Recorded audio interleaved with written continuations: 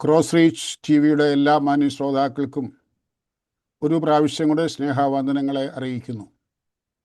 കഴിഞ്ഞ ചില വീഡിയോകളിൽ കർത്താവിൻ്റെ മടങ്ങിവരവ്, മരിച്ചവരുടെ പുനരുത്ഥാനം, യെരുശലേം ദേവാലയം, ചുവന്ന പശുക്കിടാവ് മുതലായ കാര്യങ്ങളാണല്ലോ സംസാരിച്ചത്.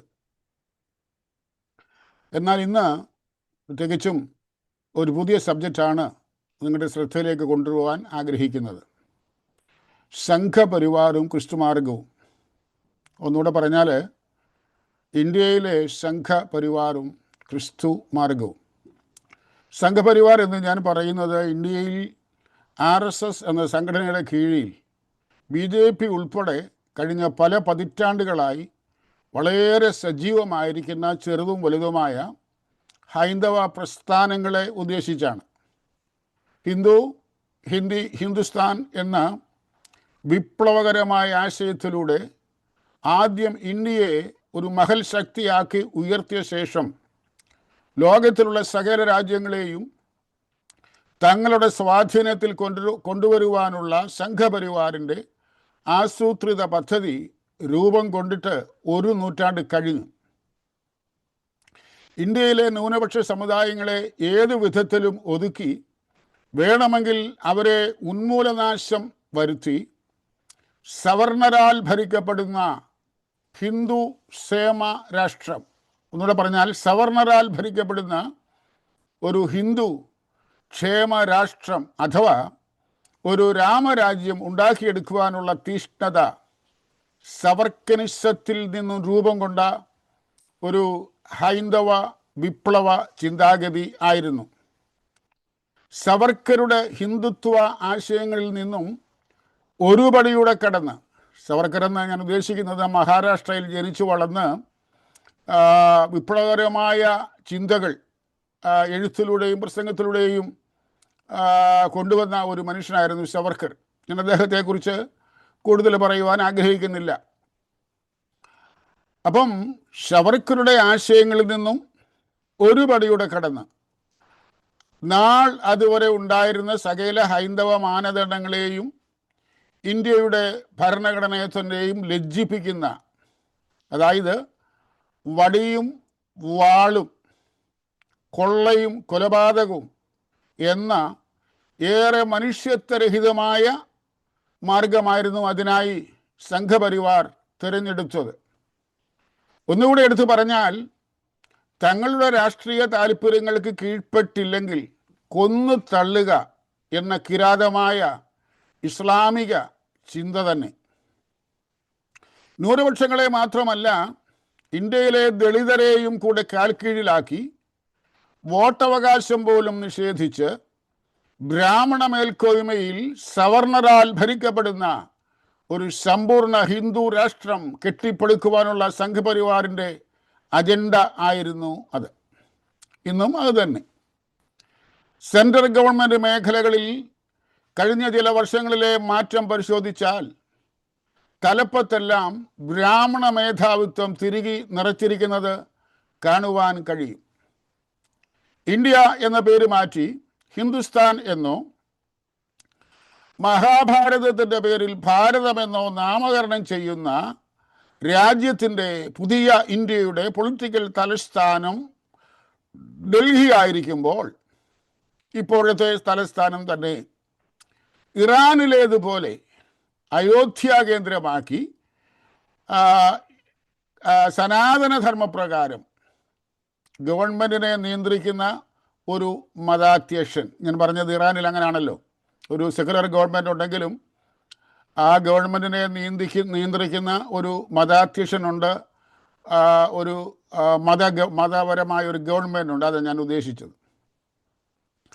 തൻ്റെ ജനനം സാധാരണ മനുഷ്യജനനം പോലെ ഒരു ബയോളജിക്കൽ ജനനം അല്ലെന്നും താൻ ഒരു അവതാര പുരുഷനാകാമെന്നും മറ്റും സംശയം പ്രകടിപ്പിച്ച മോദിജി, ഇന്ത്യയുടെ പ്രധാനമന്ത്രി, ഭാവിയിൽ ഉണ്ടാകുവാൻ പോകുന്ന മേൽപ്പറഞ്ഞ രാജ്യത്തിൻ്റെ മതാധ്യക്ഷനും ഒപ്പം വിശ്വഗുരുവും ആകുവാനുള്ള താല്പര്യത്തിൻ്റെ സൂചന തൻ്റെ വാക്കുകളിലൂടെ നൽകുകയായിരുന്നു.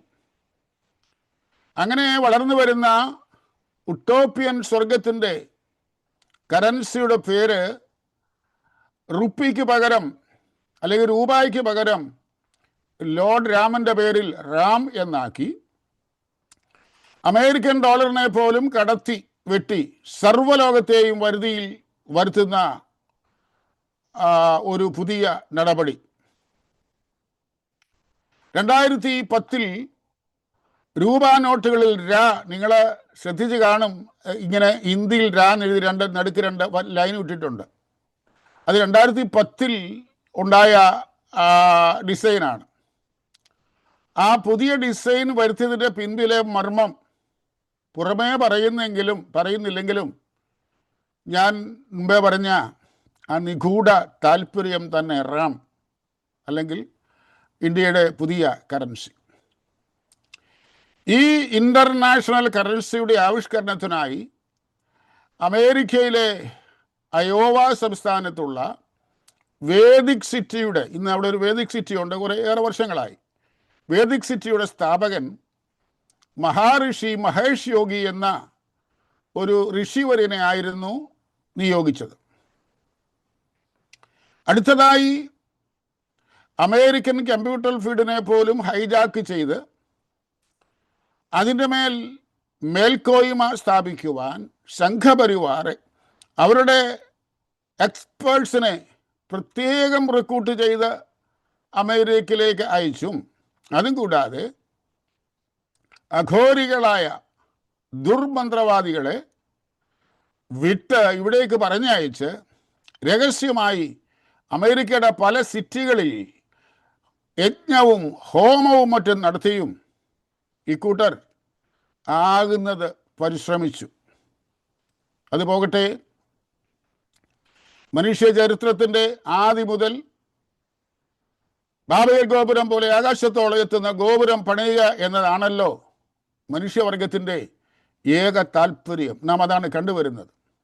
സംഘപരിവാറും പണിയട്ടെ, ആർക്കും പണിയാമല്ലോ, ആർക്കും സ്വപ്നങ്ങൾ കാണാമല്ലോ, പ്രശ്നമില്ല. ഇനി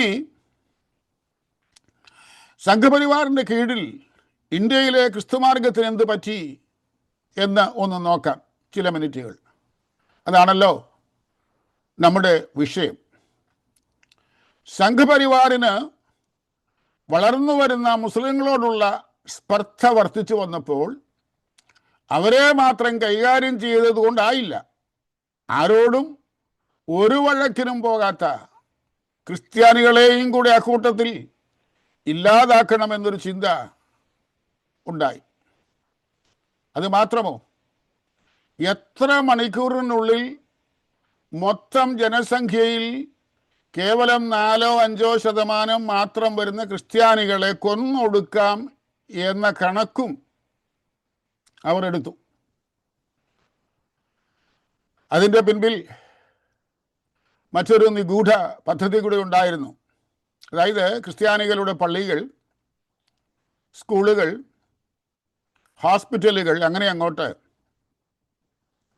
അവരുടെ സകല സ്ഥാപന ജംഗമ വസ്തുക്കളും കൈവശമാക്കി അതിന്മേൽ കർത്തൃത്വം നടത്തുവാനുള്ള ഒരു താല്പര്യം. എന്ന് വെച്ചാൽ കൈ നനയാതെ മീൻ പിടിക്കുക.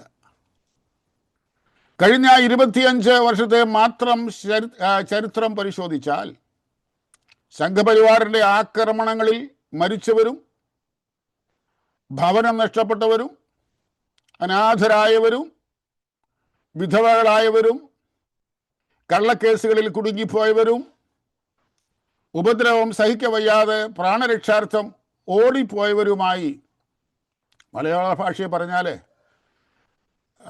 പുഴുക്കനലിന് വാ പൊളിക്കാത്ത ലക്ഷക്കണക്കിന് പാവപ്പെട്ട ക്രിസ്ത്യാനികൾ. എന്നാൽ അഹിന്ദുക്കളെ കൂടാതെയുള്ള ഒരു വിശാല ഇന്ത്യ ഹിംസയുടെ മാർഗത്തിലൂടെ സ്വപ്നം കാണുന്ന Sangh Parivar Egypt, Babylon, Media Persia, Greece, റോമ തുടങ്ങിയ അനേക സാമ്രാജ്യങ്ങളും സാമ്രാട്ടുകളും കീർത്തികേട്ട രാജാക്കന്മാരും രാജ്യങ്ങളുമൊക്കെ വാനോളം ഉയർന്ന് ഒടുവിൽ പാതാളത്തോളം താണുപോയ ചരിത്രം ഉറങ്ങുന്ന ഒരു ഭൂമിയിലാണ് ജീവിക്കുന്നത്. അതായത് തങ്ങളും ആ ഭൂമിയിലാണ് ജീവിക്കുന്നത് എന്നുള്ള സത്യം മനസ്സിലാക്കിയാൽ വളരെ നന്ന് എന്ന് മാത്രമേ പറയുവാനുള്ളൂ. ബാബേൽ ഗോപുരം മുതൽ ഇങ്ങോട്ട് ജീവനുള്ള ഏകസത്യ ദൈവത്തെ കൂടാതെയുള്ള ഏത് ആദർശങ്ങളും ആഗ്രഹങ്ങളും ഉദ്ദേശങ്ങളും ഉയർച്ചകളും പണികളും പടുത്തുയർത്തലുകളും എല്ലാം പരിസമാപ്തി കാണുന്നതിന് മുമ്പേ തകർന്നു പോയ ഒരു ചരിത്രം മാത്രമേ ഈ ലോകത്തിന് ഉള്ളൂ. ഒന്നുകൂടെ എടുത്തു പറഞ്ഞാൽ, ഒരു കാലത്ത് സൂര്യനസ്തമിക്കാത്ത സാമ്രാജ്യമെന്ന് വിശേഷിക്കപ്പെട്ട ബ്രിട്ടീഷ് സാമ്രാജ്യം പോലും ഏറെ ദയനീയമാം വിധത്തിൽ ഒടുവിൽ കടപുഴകി വീണു. ഒരു സത്യം പറയാം, യേശു ക്രിസ്തു എന്ന ഏക അടിസ്ഥാനത്തിന്മേൽ അല്ലാതെ മാനുഷിക ബുദ്ധിയിൽ പണിയപ്പെടുന്നതെല്ലാം ബാബേൽ ഗോപുരങ്ങൾ തന്നെ. ഒരു ദിവസം അത് തകരും. മണലിന്മേൽ പണിത വീട് പോലെ അതിൻ്റെ തകർച്ച വലിയതും ആയിരിക്കും. കുളിപ്പിച്ച് കുഞ്ഞില്ല എന്ന് പറഞ്ഞതുപോലെ പണിത് നമ്മുടെ ഇന്ത്യ എല്ലാ മേഖലയിലും ഒരു വലിയ തകർച്ചയുടെ വക്കിലാണ് എന്നുള്ള സത്യം സംഘി ചാനലുകൾ എത്ര മറച്ചു വച്ചാലും അതിൻ്റെ മേൽ എത്ര വെള്ള പൂശിയാലും ഏറെ നാൾ അത് മറച്ചു വെക്കുവാൻ കഴിയുകയില്ല. സത്യം ഒരു ദിവസം മറ നീക്കി പുറത്തു വരും. ഏറെക്കുറെ പുറത്തു വന്നു കഴിഞ്ഞു. കുറെ സ്റ്റാറ്റിസ്റ്റിക്കൽ ഡേറ്റ നിരത്തി ഇന്ത്യയുടെ GDP കുറിച്ച് പറഞ്ഞോ സാമ്പത്തിക വളർച്ചയെക്കുറിച്ച് പറയാനൊന്നും ഞാനിവിടെ ആഗ്രഹിക്കുന്നില്ല. ആ വിഷയം പോകട്ടെ. ഇനി ബാക്കിയുള്ളത് ഒരു ചുവരെഴുത്ത് മാത്രമാണ്.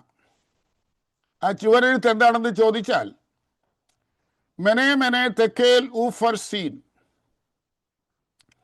ഈ അന്യഭാഷയുടെ മർമ്മം കൂടുതൽ അറിയുവാൻ ആഗ്രഹമുള്ളവർ ബൈബിളിലെ ദാനിയേൽ പ്രവാചകന്റെ പുസ്തകം 5-ാം അധ്യായം വായിച്ചാൽ മതി. നന്നായി മനസ്സിലാകും.